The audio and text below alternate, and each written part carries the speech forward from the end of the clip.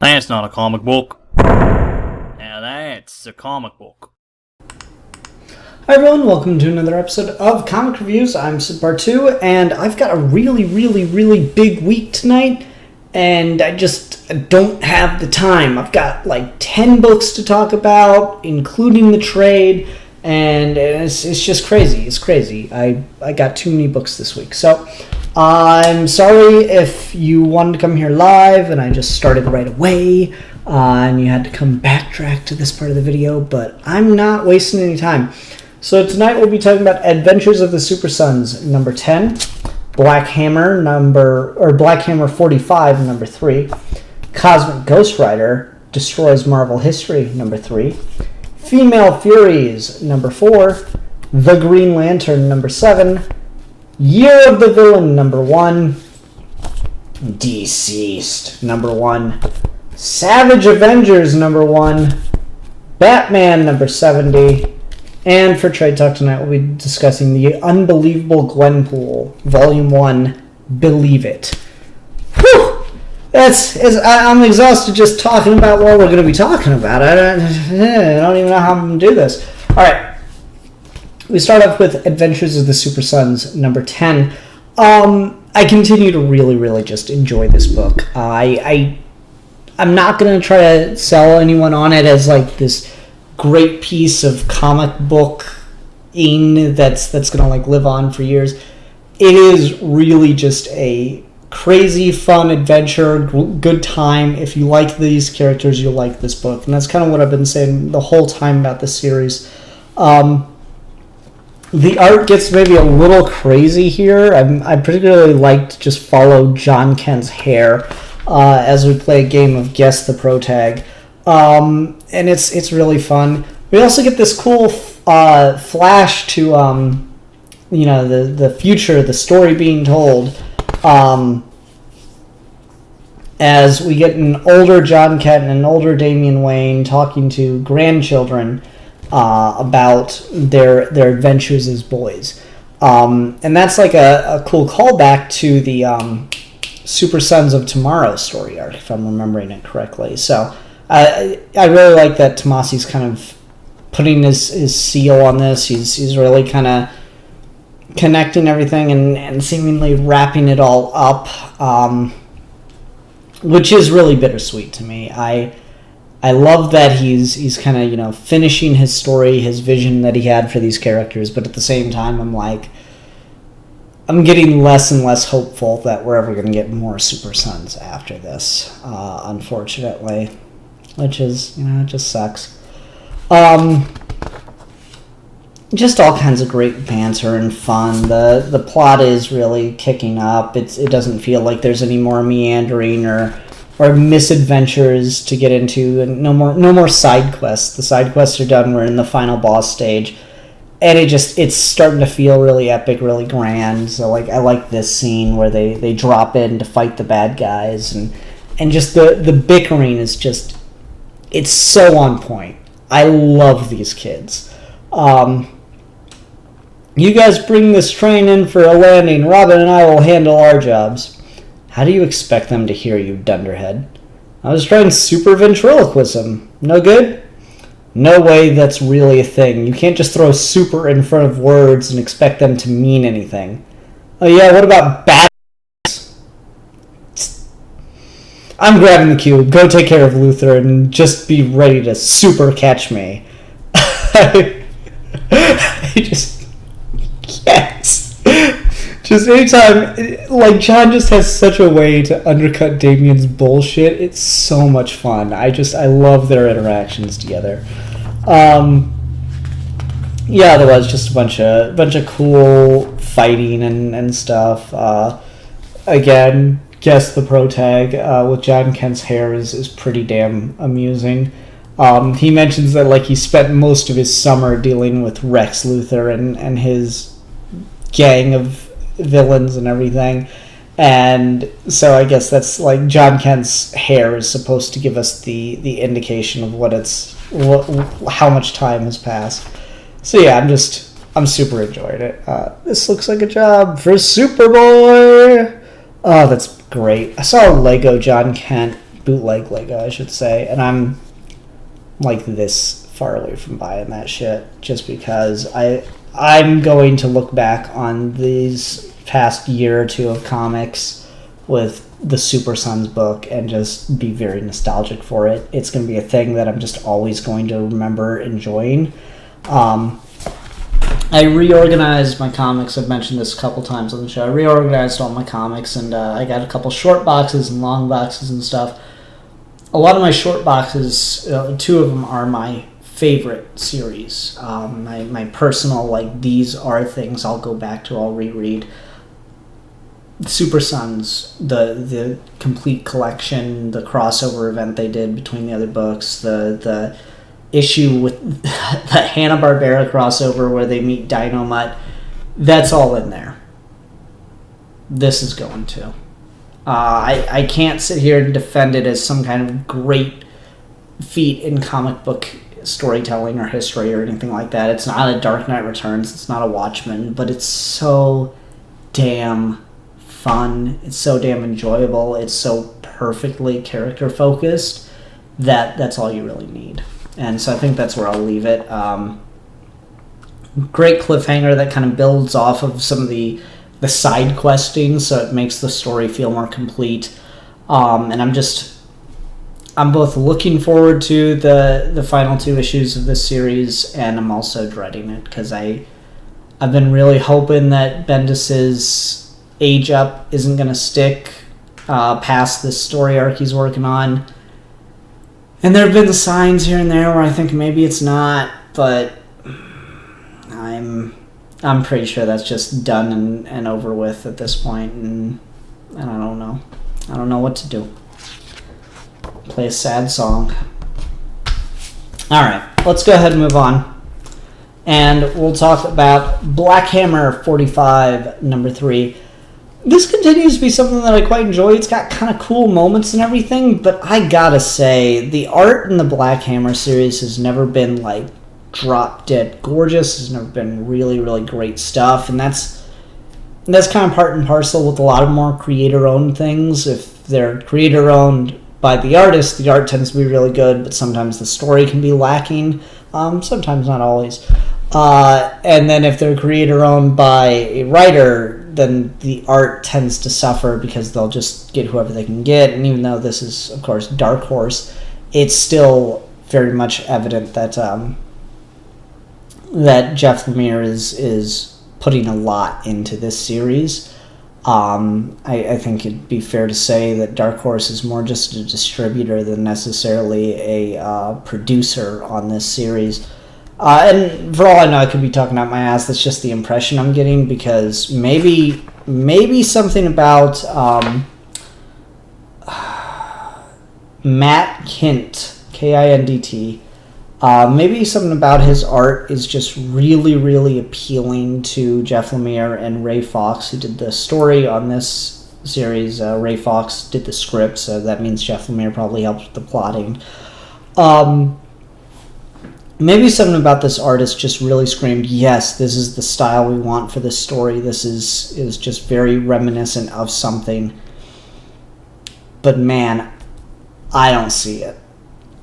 I'm tempted to look at some Matt Kindt's other art online, see what I can find, and see if maybe he's doing something very different from a normal, traditional comic book style, specifically for this story to set a certain tone. But I just think it's really, really bad. I feel like it is just hard to look at. I have a really hard time kind of discerning what's going on in some of these panels and stuff. Like, that's Abraham Slam beating some Nazis up, and just, I don't know, something about that. The proportions look so weird. I mean, look at the Black Hammer Squadron in the background there. They're just practically stick figures, and some of the faces and stuff just look so awkward. It does not work for me. And I feel bad criticizing art this heavily, because I tend to, I suck at art. I can't do anything with it. But just, it looks almost cartoonish, and that does not fit the tone of the series at all. It looks just very sketch. Like this is your base sketch, and you're gonna go back and add details, right? Nope, we're just gonna color it. I'm like, ugh, it's a hard one to look at. And again, if it is an artistic choice that's being made for this particular style for whatever reason, that's fine. But man, I can't see the reasoning why, because the story content here doesn't really seem to justify it. I mean, there's like cool things that just would look great in, you know, your typical comic book style, or something maybe more inspired by like 40s comic book art. Like, I mean, we got a giant communist robot jumping up in the sky and taking out Luftwaffe planes. That's cool. I like that, and like it's fucking awesome with the sickle. It just stabs straight through the canopy and takes out a plane. That's cool as shit. And you know, this fight's just going and getting more bloody and ridiculous as it goes, and just it feels like an actual war. And so I kind of like the moments, but the art just kills it for me. There's also some talk between the two members who are following of the Black Hammer Squadron about how Abraham Slam is just gonna, you know, be the white boy that gets all the glory for the mission and yada yada. I'm like, yeah, that's kind of cool. I like the internal politics of the war, particularly with the way that African American soldiers were treated in the war. It's infinitely fascinating. I don't know. Like, this is not a bad book, but the art in this book makes it harder to read than I think it should be. And that's just, it's unfortunate. Let's go ahead and move on and talk about Cosmic Ghost Rider Destroys Marvel History, number 3. This one's mainly an X-Men issue, which was pretty funny. So it's Frank just talking about being there for all the X-Men stories and yada yada yada. He encounters the X-Men when they're out in space and about to encounter the Phoenix Force, but he absorbs it and becomes the Cosmic Ghost Phoenix. No, wait, the Cosmic Ghost Phoenix Rider? And that's just kind of funny and adorable. But quickly the Phoenix decides that it likes Jean Grey better because they just have so much more in common, and she's got really great hair. She uses a dry shampoo. And I find that very funny. Luckily, the Phoenix's antics are gonna, and of course, get the X-Men into trouble, but Frank has some experience with intergalactic law now, so he's pretty sure he's got them. So that's just, the tone of this book just continues to be really fun. I particularly like when we flash forward to the future to do the Days of Future Past story arc. Professor X isn't there because circumstances, and instead it's Deadpool in a wheelchair, and he's complaining about Cosmic Ghost Rider stealing his gimmick of inserting himself into big continuity moments, and that was pretty funny. Also, for some reason, it's like a running gag in this book that Cosmic Ghost Rider is racist toward Canadians. I don't really know why that's a thing, but he called like Ben Reilly hockey hair. And he also says, he cusses out Wolverine and says, "Nobody cares what you think, Tim Bitts. Now shut your syrup-sucking mouth or I'll shut it for you." And I'm just like, God, I didn't know there were racial slurs against Canadians, but apparently they are, and they're all hilarious. I like it. Quite like it.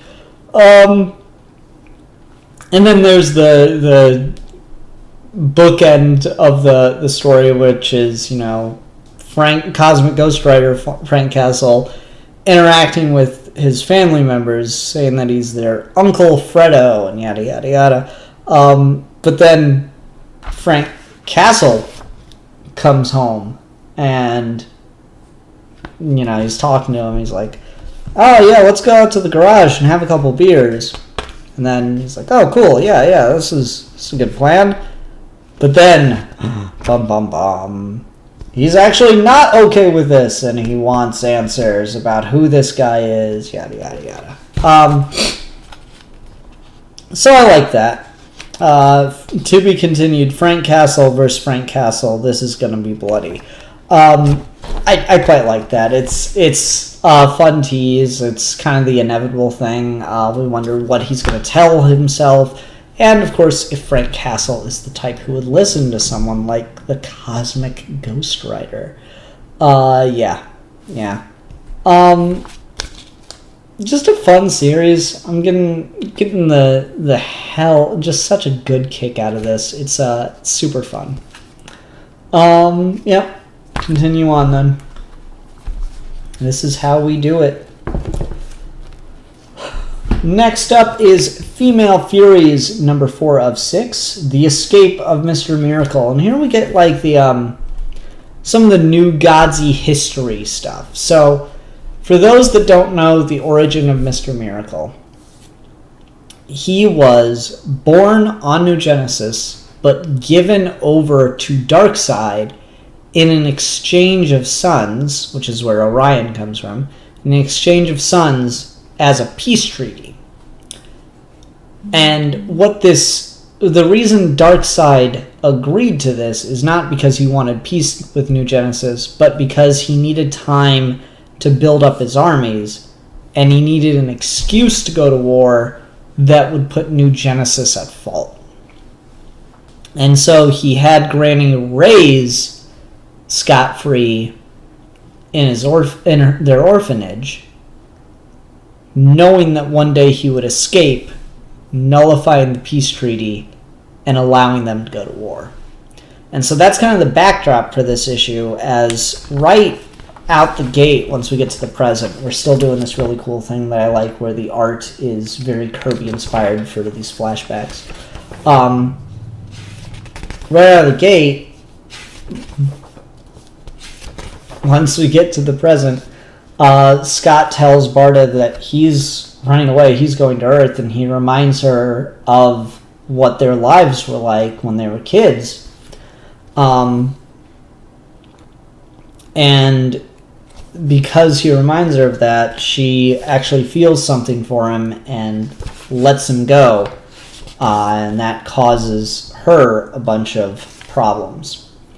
Now that Barda's the leader of the Furies, she's subjected to the same tortures that Ariel was by Willick, only she decides not to put up with it and kind of go directly to Darkseid and Granny, and not only come clean about what he's been doing, but that he's trying to blackmail her because of a murder she helped cover up with Ariel. And that kind of deception, that kind of infighting, I guess you call it. Nah, that's not the right word.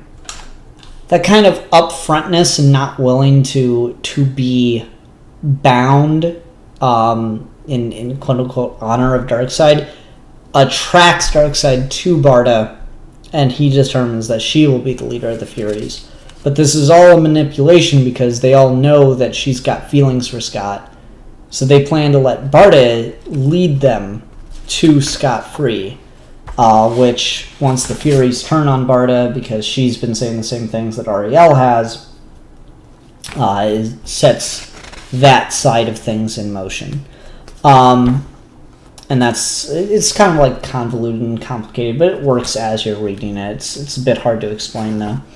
Again, this book seems to be, not only heavily inspired by the Me Too movement, but also a bit just about the nature of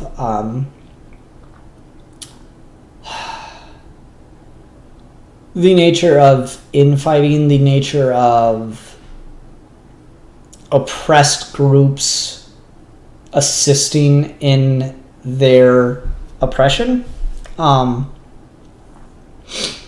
Barda really does plead and try to talk with the Furies here, and she says, "Welcome me as your leader, and I can protect us. If we work together, Ariel was being tortured by Willick, and he tried the same on me. Shut your mouth. Nothing happened to Ariel that she didn't bring on herself. If we don't believe and trust one another, then we will forever be held back by archaic laws, red tape, and cronyism. Sisters, listen to me. Life doesn't have to be like this. If you die, Barda, I lead. No one wants to hear your treason anymore. How can we trust you when you lie? None of us will truly lead as long as the men hold us back. We are stronger than them, but we must work together. You're on your own. Lashina, I beg of you, there is no life for me here without my sisters. Then leave. We don't need you to lead us astray. Then it must be so. May the source keep you safe, sisters. We will meet again as enemies." I really like the notions of, or I really like the ideas being played with there. Something you hear a lot is the idea that the only thing worse than a man in power is a woman in power, because they don't let other women in power. And that's, of course, not true, but it does come from not universally true, let me put it that way, but it does come from a place. It comes from a place of, quote-unquote, white feminism. The idea that women can do anything men can do, which includes being terrible people and enforcing systems of oppression and segregation. We'll open doors to allow a woman to get to the upper echelon of a business or what have you, but we won't change anything fundamentally beyond just the fact that a woman can get there, as long as said woman is still willing to enforce the systems that make it almost impossible for a woman to get there. That's the idea. It's the change in culture, the change in formatting, and I really like the way that's being played with here. Using the Furies to talk about these kinds of issues, I think, is a really brilliant stroke, and I continue to like it more and more every time I see it. Also, another thing that I like, because I did a Trade Talk episode on Jack Kirby's Mr. Miracle run, the original series, a year or so ago now.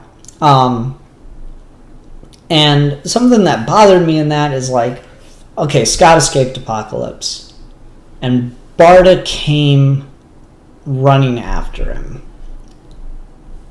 And that was a big deal. That was the beginning of the love story that kind of probably the most positive marriage in the DC universe. But then randomly the rest of the female Furies show up, and they just join Scott and Barda, and it's a little weird, and it kind of undercuts just how bad a place Apocalypse is. If anyone just wants to go away, can go away. So this sets it up, I think, well, that we're going to take a more grounded approach to that the Furies are going to be Barda and Scott's enemy now, just in the same way that, they are to anyone who opposes Darkseid.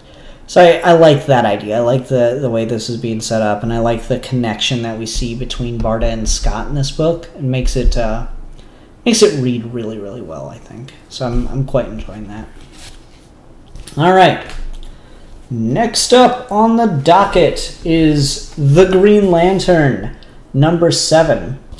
So when this series was pitched, Shadow Batman in the live comments, did I miss out on The Green Lantern? It was the only thing I read this week. No. Here we go.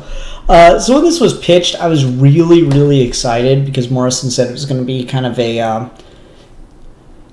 12-issue season, but each episode was going to more or less stand on its own with kind of like an overarching plot to connect them. And that really hasn't been the case, I don't feel. I feel like each issue has been pretty damn dependent on the last as we've gone through the series. Which, I mean, it's only been 6 issues. That's not a big deal. This one has felt the most independent. I really, really liked it in that regard. It stands on its own the most. It's still connected to the events that have preceded it, but you would not be lost if you didn't read those. All you need to know is something catastrophic happened with Hal Jordan in the ring out in space. And we just don't know what. And it's written in this really, really interesting way that's, very poetic and rhymey.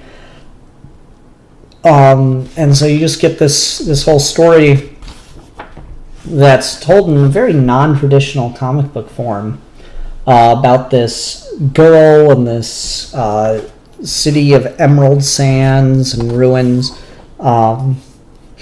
and Hal Jordan kind of finding her, and then Hal doesn't quite have his memories until they stumble across a city map and they realize that they're inside the ring, floating alone in space, losing all power. And then Hal remembers everything and realizes that the girl he's with is the ring's AI. And so Shadow of Batman in the comments is saying, dude, this issue of the Green Lantern just felt like a Neil Gaiman story. It really did. Particularly, it felt like the Neil Gaiman episode of Doctor Who, The Doctor's Wife. Right? Yeah, that's what it's called. Where he meets the TARDIS, and the TARDIS gets to have its own thoughts and stuff. I thought that was really cool. So yeah, Hal meets the AI that runs the ring, and Morrison pulls this fucking whatever story that I'm sure was a thing about this evil wizard that's been imprisoned in Hal Jordan's ring and is asleep. And so yeah, that's kind of the main conflict of the book. And Merwydin is the evil wizard trapped in the ring, and Hal has to wake him and make him realize that if he doesn't help them, then he too will die in the cold vacuum of space alone. And so they have to use their collective wills to give the ring enough energy to get back to Oa and grow Hal back up to normal size so he can recite the oath and save the day. And I really like how it ends, because we see that he's able to recharge the ring and save the society living within the ring. And then at the end, he kisses his ring because he's as a goodbye to the AI living within it. I thought that was pretty cool. I was pretty happy with that. Yeah, it's just it was a really good issue. It was really fun, nice standalone. I don't know if this is like the kind of Green Lantern story. Someone says, "Hey, I want to read a one and done Green Lantern story." I'm gonna be like, here. But it is a nice, fun, weird, and trippy Green Lantern story, and it does do a really good job of just standing on its own. So I really appreciated that. I had a good time reading this issue. It was a lot of fun. Liam Sharp's art just continues to be amazing. I talk a lot about the detail work in his art. I want to talk about this issue about the layouts for the paneling. He does a great job of just using the Green Lantern symbol, by and large, whenever they're in the ring, to lay out the panels for each page.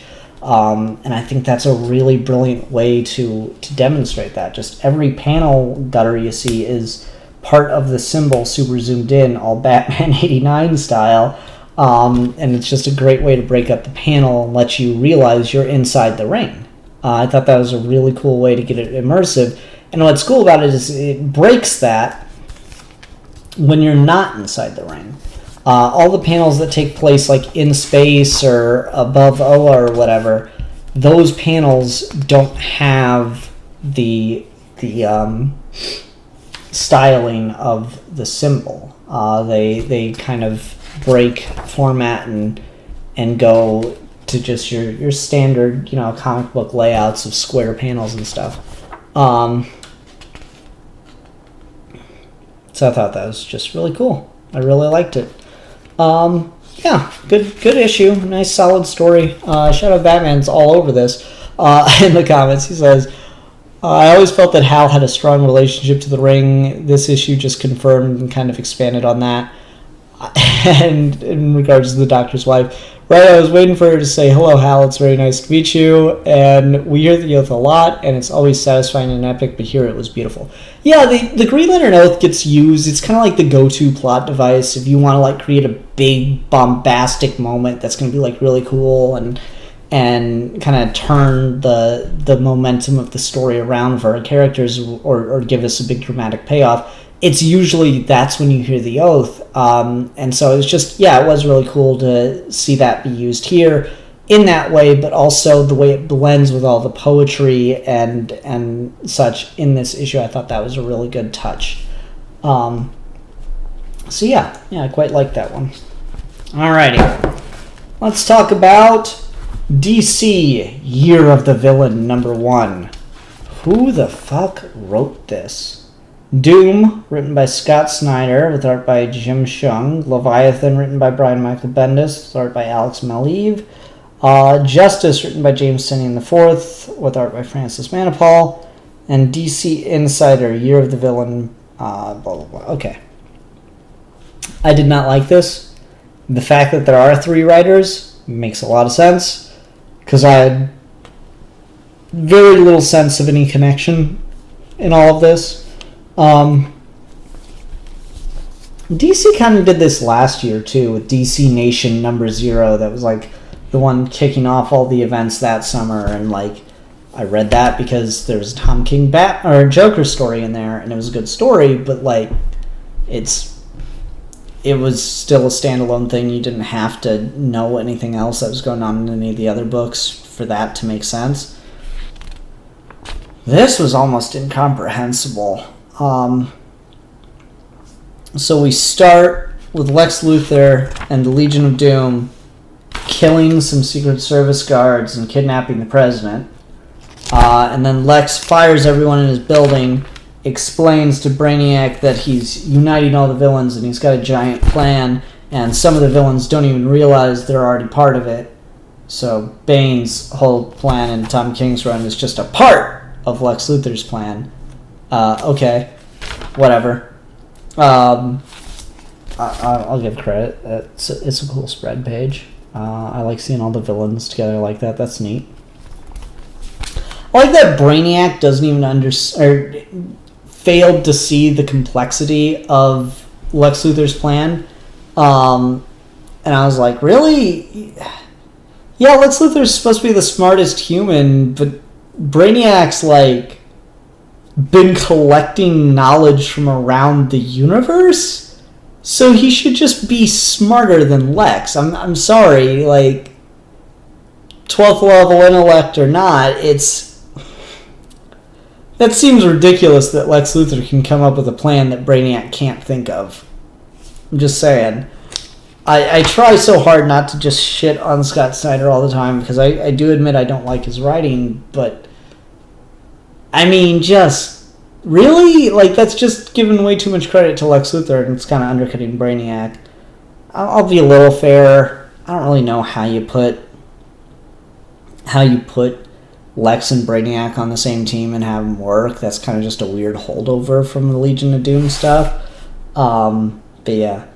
And then, the real surprise here is Brainiac leaves, and Captain Atom and the U.S. military are coming to arrest Lex Luthor, and Lex Luthor kills himself, ? And I'm like, okay, sure. And then we get Green Arrow and Batgirl attacking Merlin, and then, like, Merlin's saying, we need to get out of here now before, oh no, it's happened, Leviathan is here. And then Batgirl wakes up and she's offered to be part of Leviathan so she can actually change the world. Sure, yeah, okay. Also, Damian Wayne is not sure if Jason Todd is the one behind everything with Leviathan. I need you to help me prove that this new Leviathan threat isn't the Red Hood of Gotham, your old partner, Jason Todd. Really? Really? Okay. And then the Justice League deals with a threat out in the galaxy, and they realize that things are getting worse, so they need to go Justice League Unlimited and call on everyone. Sure, yeah, cool, whatever. Probably not gonna read it, sorry. And yeah, the villains are all working together, and Lex Luthor isn't dead, maybe, I don't know, I have no patience, no ability to stomach these events half the time. It's just too much. I had no enjoyment out of them, you know?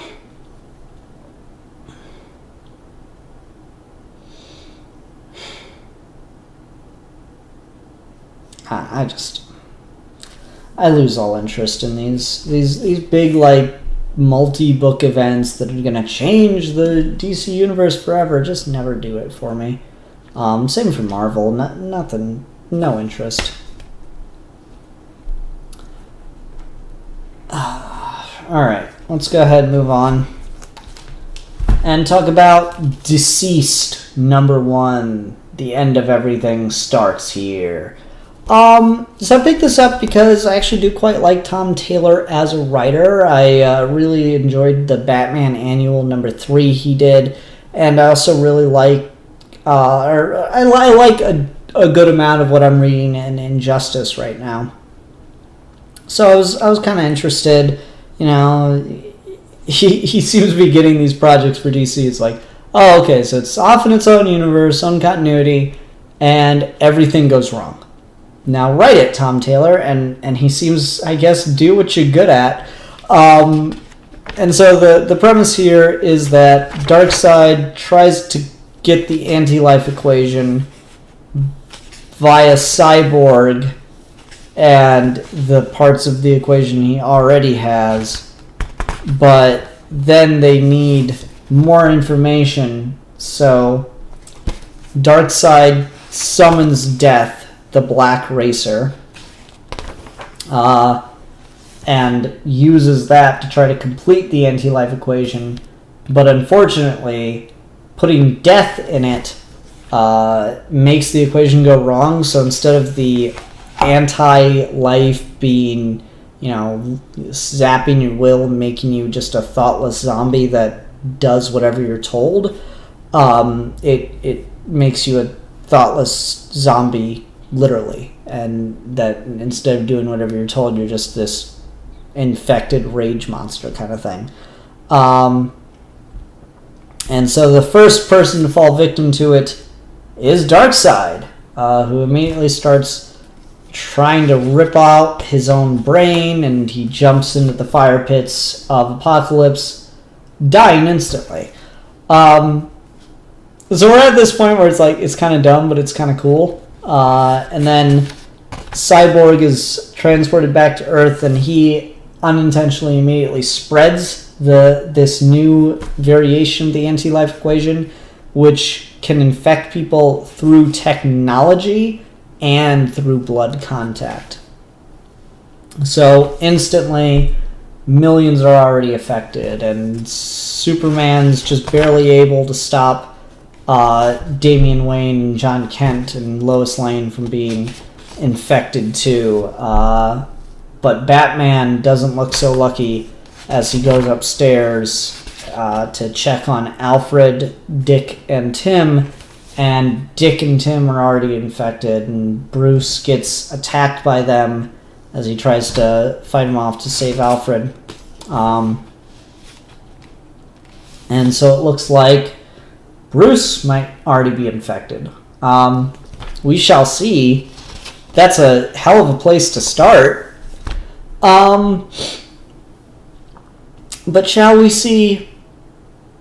I don't know. I like Tom Taylor well enough. I'm not the biggest zombie guy, so I don't really know if I want to read this week to week. It's only 6 issues. It's probably just going to be on the DC app eventually. I might just read it there. I'm sorry if that makes me a dick, but I might just read it on the DC app because, I don't know, this looks well and good for some people, but just not really up my alley in particular. I was willing to give it a shot, and I gave it a shot. It's not bad or anything, it's just not really for me. So it's not something I really want to pay money for when I know there's a pretty good chance I'll just be able to get it for something I'm already paying money for. I think that's fair, right? That seems fair to me. How's my stream health? I'm not getting chat. Just told me chat dropped, but I'm okay. I think I'm good now. Just randomly said chat dropped out. That's so weird. Alright. I'm not a zombie person, says Shadow Batman. Well, that's good to know. Okay, let's go ahead and go on and talk about Savage Avengers #1. I couldn't resist. I really couldn't. I tried. I had enough books to read already this week. But I mean, it's Savage Avengers. What a great title. Alright, so let's see here. 1, 2, barely 3, barely 4 of the 6 characters on this cover are introduced in this issue. They don't meet yet. They don't form an Avengers team yet. Nothing like that. They are just introduced. Frank Castle on like the last 2 pages. So that's immediately where I get into, oh, Marvel, I don't know about us. Maybe this whole relationship just isn't working out. I just don't know. I'm kind of interested. I can't deny it. I kind of want to read it. But I've just got such a history with Marvel. And I mean, it's got Punisher and Venom in it. How good could it possibly be? You know,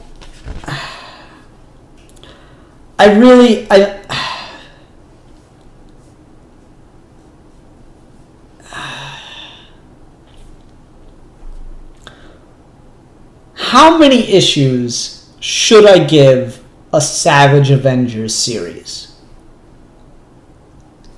That's going to be the Twitter poll. Hold on, let's do this. Let's do it. Where am I at? I need that and that on. Turn this off. Oh, weird. Hold on. Oh, infinite Ians. Yay. Okay. So now that should look better. Yeah, alright. So we're going to go over to Twitter here. I'm going to say...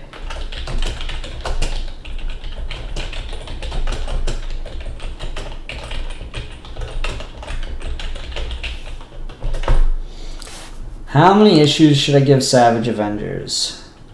2, 3, 4, 5 plus. Alright. There's the poll. It's going to be up for a day. Go over to my Twitter, vote. We'll see what people say. I just don't. I just don't know. It's an Avengers book. I'm probably not going to like it. It's probably going to get really meandery and shit. But it does have a really strong opening. Not necessarily the whole opening issue. The issue's just okay. the opening scene is really good, and it does legitimately get intriguing. So we get this opera singer, and he's very much celebrated, but then he's kidnapped, and you get the page flip, and it's a good page flip. You're suddenly in the Savage Land, and he's talking to the guys that kidnap him. He's like, there's no need for violence. I have kidnapping insurance. And they're like, it won't help you. Listen, if you're going to hurt me, you should know I have powerful friends. You don't want them as enemies. And like, we're counting on it. And the villain says, we are filling the bowl with the finest of mankind, the best artists, thinkers, but most importantly, warriors. At the time of the celestial conjunction, it may be possible to summon Johaju Lao from his icy domain. It is a tremendous honor to die for this spell. I loved your voice. And he cuts off the opera singer's head and throws him into a big bowl of blood and bodies. And I'm like, here for it. I cannot lie. That is a great opening scene for your villains. I loved your voice as he cuts the guy's head off. That's pretty good. Shadow of Batman saying, who wrote this? The writer is the creative team. That's who I want. The creatives are, what? Do I not have a credits page in this? We seriously don't get like a title drop anywhere? Loved your voice. I missed the whole title page. Savage Avengers. Alright, so we've got written by Gerry Duggan with art by Mike Dedato Jr. Cover by David Finch. Carl Maxey says, can you imagine kidnapping insurance commercials in the comic book world? I imagine they're probably a bit more pricey. Alright, so anyway, old dude's dead, and then we cut to Conan the Barbarian fighting the Hand, when suddenly Wolverine shows up, and he's like, hey, you hit me in the head with your sword. And then they start fighting, and it's a lot of fighting and blood and action, and it's really good fighting and blood and action, and it's kind of funny when Conan thinks he's killed Wolverine by stabbing him through the heart with the sword. You fought and died well, stranger.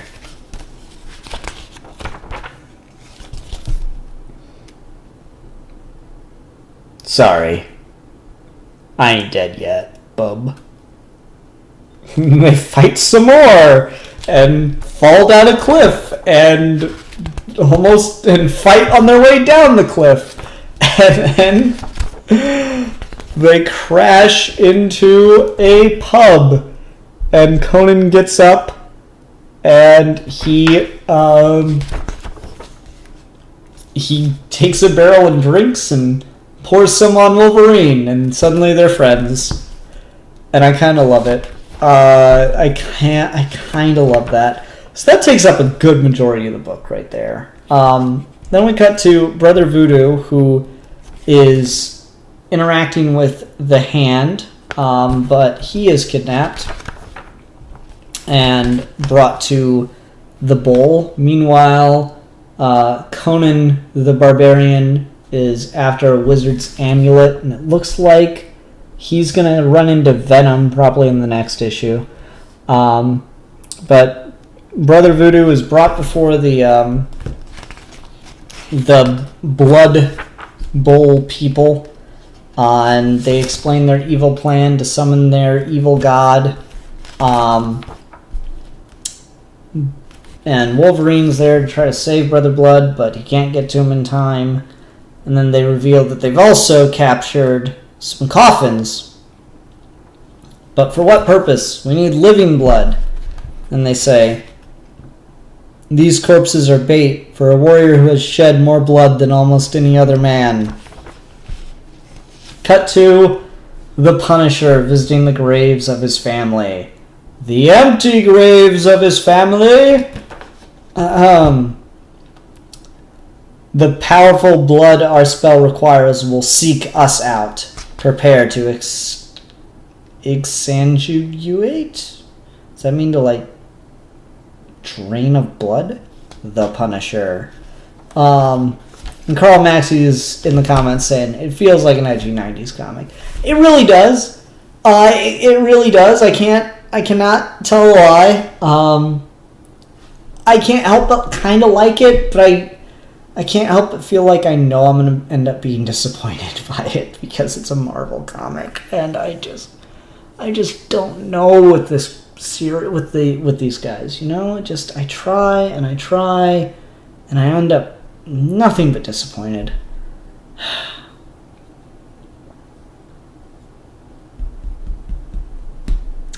So we still got to introduce Elektra and Venom properly.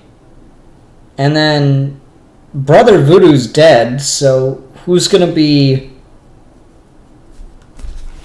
Like, is he going to come back? Or is that supposed to be, like, his replacement or something? I don't know. This is, like, the third time I've seen Brother Voodoo die in a comic, too. God damn. Comics are weird.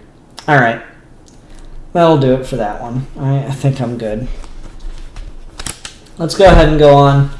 Talk about Batman number 70, Trapped by Madness. So this is an interesting issue that is a callback to one of the issues in I Am Bane that had Bane going through Arkham Asylum trying to work his way to the bowels of the asylum to confront Batman. And in this one, Batman wakes up in Arkham Asylum from these nightmares that he's been living through and works his way up through the asylum, trying to get out, interacting with all the same villains that he did along the way, that Bane did along the way. I think maybe even specifically in reverse order. That's interesting. Does anyone know anyone in the comments, if you can help me out, what issue of King's Batman was it that Bane worked his way through the asylum in? Because I'm curious how the formatting holds up there.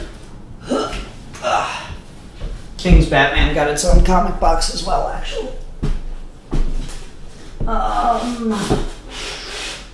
That have been like, what, in the 30s?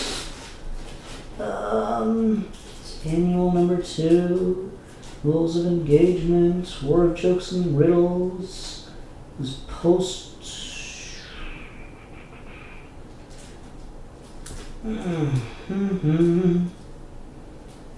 Anything in my live comments? No. You useless bastards. Alright, so we got 20... 19 and 18. I'm feeling lucky about... Oh, well, maybe not. Okay, that's fine. Just do that. Comics, thank you. I'm pretty sure it's going to be issue 19 here. Weird. So we got issue 70 and issue 19 of the run to compare.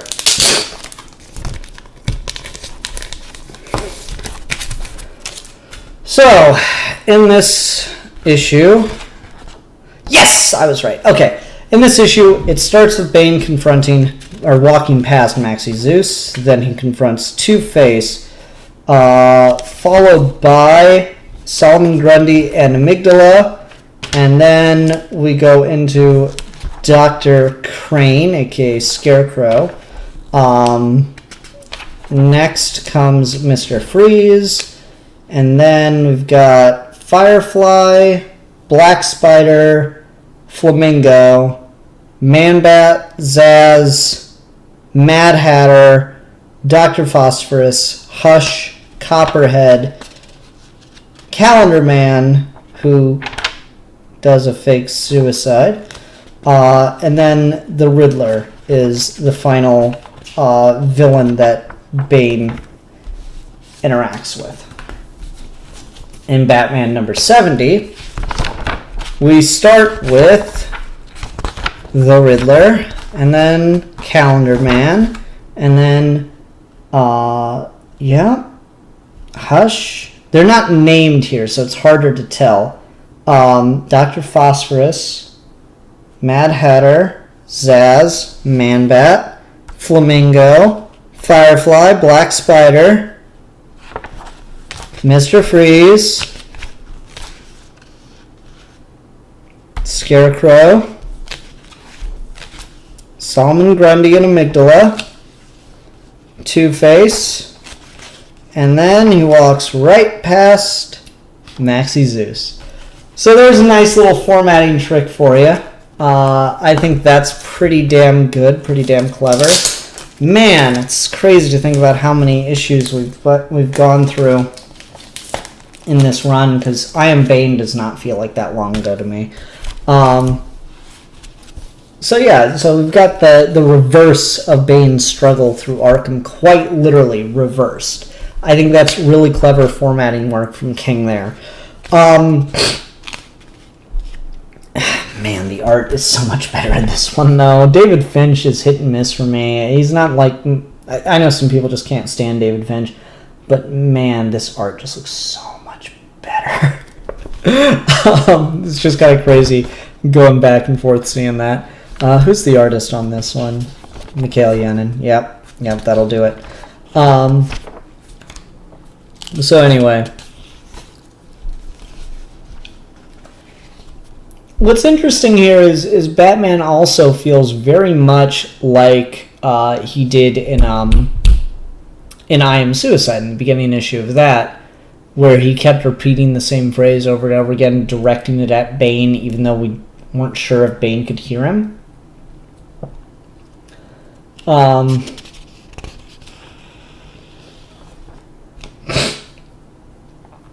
Bane, did you really think this was enough? Nightmares. Did you honestly believe I would curl into a fetal ball, that I'd lie idle rubbing tears out of my eyes, that I'd cry out for mommy? Is this your marvelous plan, Bane, after all these years of me humiliating you, of me exposing you as a soft, feeble-minded lamb, of me time and again breaking you? You answer with bad dreams?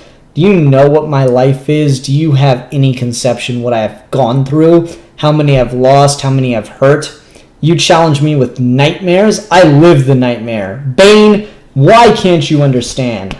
I'm Batman. I am the nightmare. Bruce, that is a really great speech, and I'm sure you think you're very intimidating. I don't believe you for a second. You know, for all the pomp and circumstance and drama of Bane breaking Batman's back over his knee, This is a broken Batman. He thinks he's on a warpath. He thinks he's ready to take on Bane. This is a Batman who's more broken than I've ever seen him. Just demolishing his villains to the point where he breaks out in laughter. And that's some really creepy shit. Batman laughing is never good.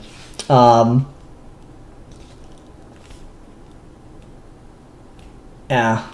So it breaks out in laughter and then threatens Two-Face and says, let Bane know that I'm going to go home. I'm going to rest. And then he and I are going to talk plenty. I really like that. The Fall and the Fallen, Part 1.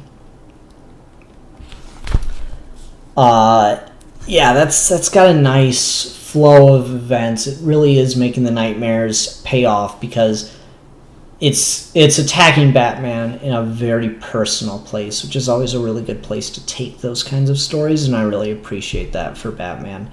King's really been building something with this run, and it's just really fascinating to look at. 70 issue so far into this run, and you know, we're just now getting back to Bane as who's been like the main force behind the whole series, which is kind of crazy.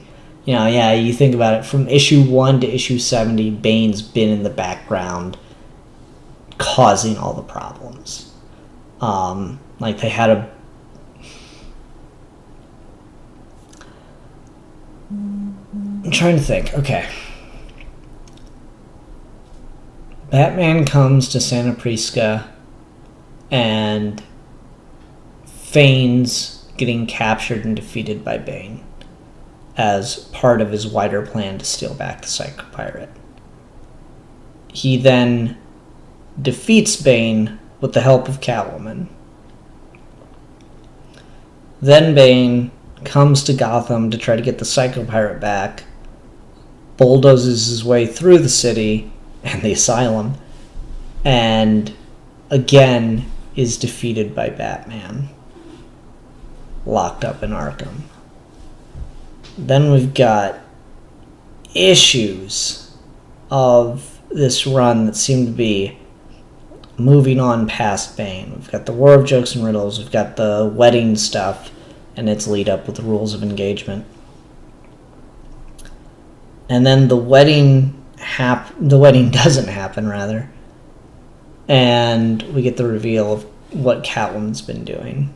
Get some stuff with the price, get some other shorter arcs here and there, nothing super substantial, but we begin to see how Bruce is being attacked from multiple sides, alienating himself. Got the Cold Days arc, yeah.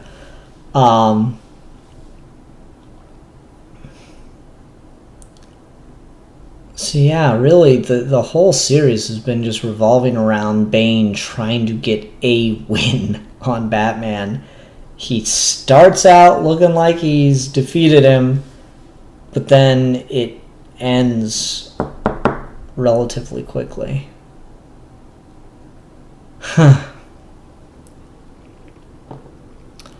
Alrighty. Yep, great issue. Love it to death. Was it Finch that did the cover?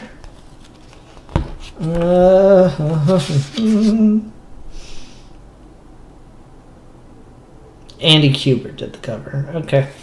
Yeah. Continues to be really good series. Best Batman run ever? I don't know. Yes. Probably yes. Almost definitely yes. Alright, that finishes it for the single issues. And now we go ahead and go on to trade talk. Hold on. Kim Ranger says, do you think that after King's run that Bane would looked upon more as legitimate threat among the rogues? I think so. Bane is just really of that unfortunate thing of, like, he's hyped up almost too much in the original Nightfall stuff for me, that, like, it's just... It doesn't even feel like Batman had a chance against him.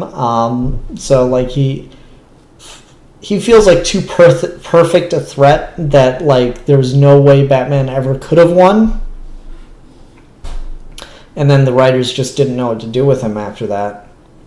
Whereas this feels much more thought out. It feels like it's actually working with the dynamics between the two characters.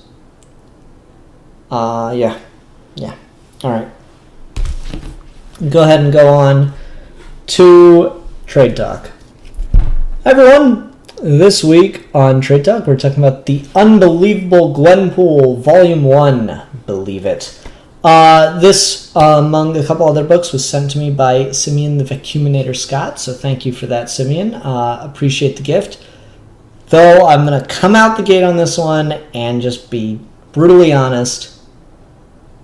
This was a hard read for me. I did not particularly enjoy this. There were moments that I thought were pretty fun and cool, mainly at the very beginning.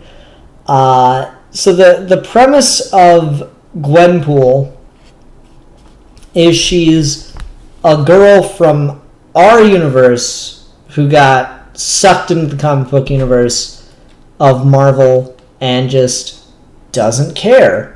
It's just like, oh yeah, it's wacky comic, they're all fake, it doesn't matter. And hijinks and such ensue. Honestly, I'm pretty bored by it, which is funny because, like, I was reading my Cosmic Ghost Rider Destroys Marvel History, and I'm finding this really, really enjoyable and fun, and you know, it's funny in this issue in particular that Deadpool shows up, he's like, oh, this guy's stealing my gimmick. Marvel does this with characters fairly often. They introduce a character who's got, like, some kind of fourth wall breaky or just weird powers, or something. Someone's just an oddball in the universe and is either aware they're a fictional character or might as well be. And they just kind of use it to make fun of themselves. Honestly, this series opens with Howard the Duck. Howard the Duck's kind of there first, and then you've got She-Hulk, and then you've got Deadpool, and then you've got Gwenpool, and then you've got Cosmic Ghost Rider, and often Spider-Man can basically be in there. So like this is just a very kind of silly, goofy thing in that regard, and that's all well and good. I did not care for it. I literally almost fell asleep while reading one of the issues, and yeah, probably it's because I just needed a nap, but at the same time, it was really boring. And a lot of the jokes weren't landing for me in any significant way. Like, right out the gate, there's a great one. Gwenpool shows up to this mob meeting that Black Widow's holding on the roof, a trade-off thingy. And she, shoots it up and rides a motorcycle off the roof and grabs the MacGuffin and says, as she's going, she waves at Black Cat and says, "Bye, Felicia." And Black Cat says, "But do I know you?"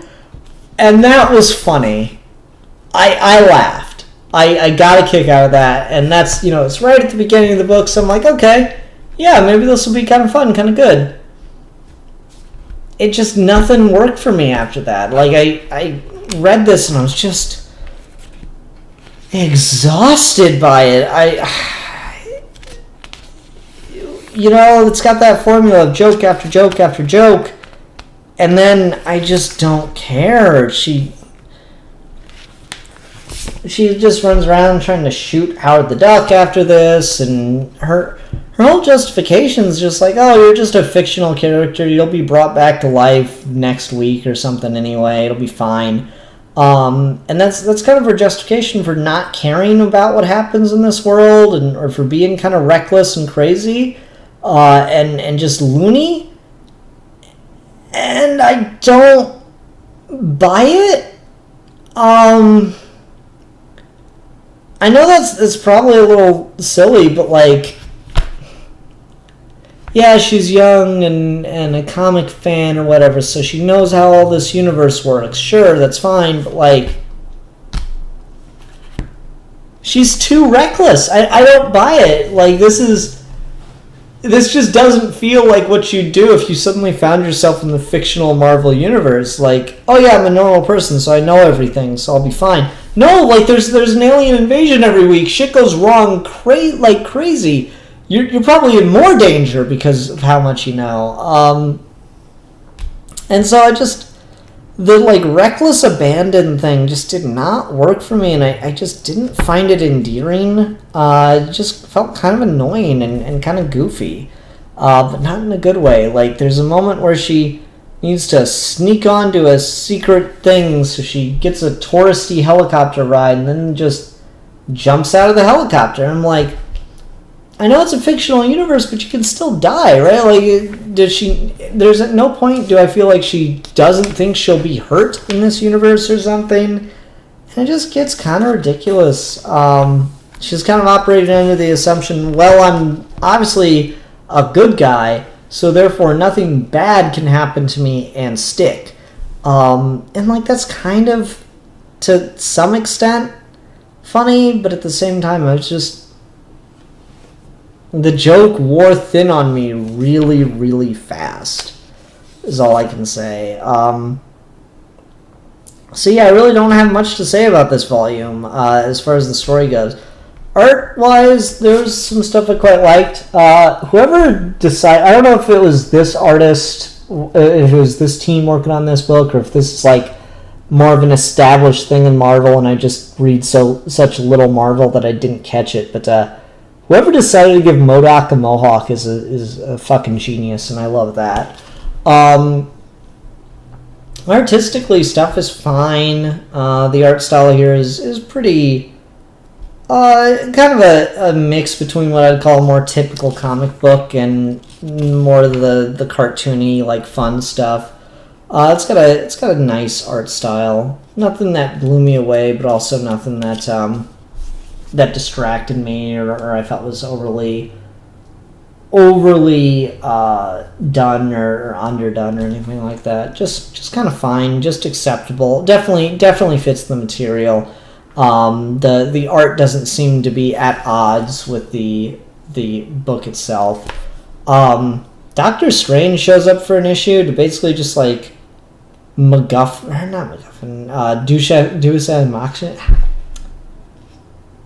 Deus Ex Machina. I can't fucking say it. Dukes Ex Machina. I can't fucking say it.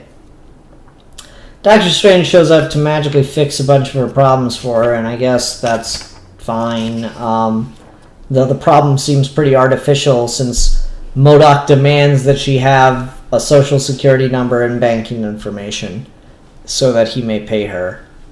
Really, MODOK? You're gonna get... It just feels kind of contrived. I don't know. I really wasn't into it, is all I really have to say. Just, it did not do much for me, and I was kind of disappointed. I'd heard a bunch of people talk about this, and I'd heard it was really fun, and this just did not do it for me. What can you say? Yeah, that's all I got. Really short episode of Trade Talk because of that.